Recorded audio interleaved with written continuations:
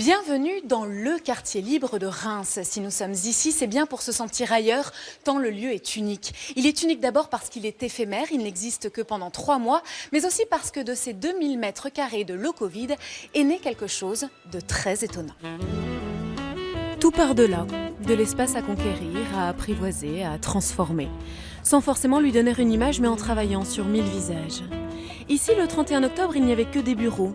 55 jours plus tard, il y a des ateliers, un bar, une cuisine, des espaces de travail partagés, une boutique. On a vu aussi une chambre d'adolescents des années 90. On a pu se poser un peu et jouer à Mario. Et bim, je te passais devant. Si. Puis en poussant une autre porte, on a trouvé un jardin secret, avec des fraises qui poussent en plein hiver, le tout en une installation plastique et artistique. Alors on a eu envie de faire une sieste. Bon ben on est pas mal là, Antonin. Comment ça vous est venu ce jardin secret ? C'est venu comme ça, je me suis dit, bon voilà, il va y avoir beaucoup de résidents, beaucoup de gens qui travaillent dans des bureaux, qui ont l'habitude d'un certain cadre pour travailler. Comme l'idée ici, c'était de tout décloisonner, de faire des expériences, l'idée du jardin est venue assez vite pour permettre aux résidents en fait, de venir se relaxer aussi. Ici, quoi, on connaît l'éternelle pause café, pause cigarette, maintenant il y a pause jardin. Et qui dit pause ici, dit travail ailleurs. Une cour à traverser, un mur allongé et d'autres univers apparaissent. Dans ces alvéoles, on travaille sur du graphisme, on fabrique des nœuds papillons, on fait de la radio, on invente de nouvelles façons de voyager, on expose des dessins. Dans tous les cas, on expérimente. Comme ces deux créateurs d'un site internet qui vend des objets du monde entier. C'est un test pour nous, parce que nous on n'est que sur internet habituellement. Et donc là d'avoir une structure physique où les gens peuvent venir et toucher des objets, c'est sûr que voilà, ça nous permet de réfléchir à l'avenir. Si est-ce qu'on doit plus développer la vente physique ou plus miser sur le côté internet. C'est un autre métier aussi, c'est vrai qu'on apprend également, mais c'est une expérience super intéressante. Quartier libre.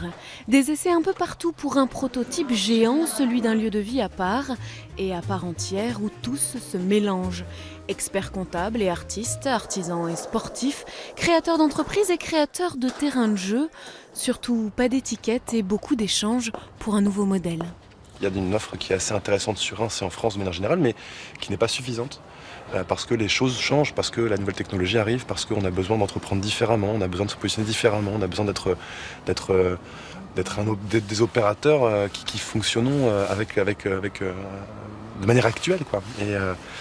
Et cette façon de faire, on peut l'attendre, mais on peut aussi la déclencher. Et ce que Quartier Libre fait, c'est qu'on déclenche en fait, on accélère, on bouscule un peu les codes pour arriver à ce que notre futur soit un peu plus, nous ressemble un peu plus, quoi. Et plus on monte, plus on pousse les portes, plus on réalise que si l'utopie n'est pas loin, tout ce qui se passe est aussi très concret. Ici, des gens se créent un métier, des relations, élaborent des projets, trouvent un espace pour se lancer. Comme cette entreprise de graphisme, Antoine et Quentin ont trouvé à Quartier Libre un bureau et des idées. Et à la fermeture au 31 janvier... on vole de nos propres ailes. On retournera à la maison le temps de retrouver un autre bureau. Et puis ça ira. Hein. Mais on aura pris un rythme. On saura vers où on veut aller. On aura déjà testé. Ça fera 3 mois qu'on bosse ensemble. Et on sera prêt pour bosser chez nous en attendant justement de trouver un local ou de trouver un nouveau quartier libre. Ce côté éphémère de savoir voilà, il y a un début, il y a une fin, on a 3 mois pour tester le projet.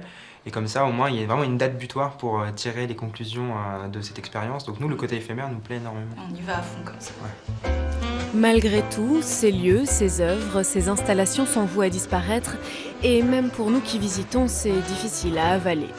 Mais il paraît que c'était l'idée de départ, un prototype à faire grandir.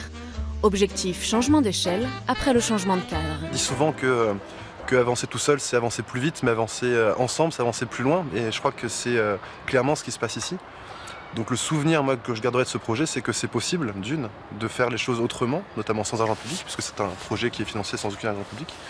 Et deux, que collectivement, en parlant avec conviction, en trouvant des valeurs qui nous rassemblent, qui nous permettent de se rejoindre sur un projet commun, le projet devient d'un coup grand, beau, quoi, devient fort.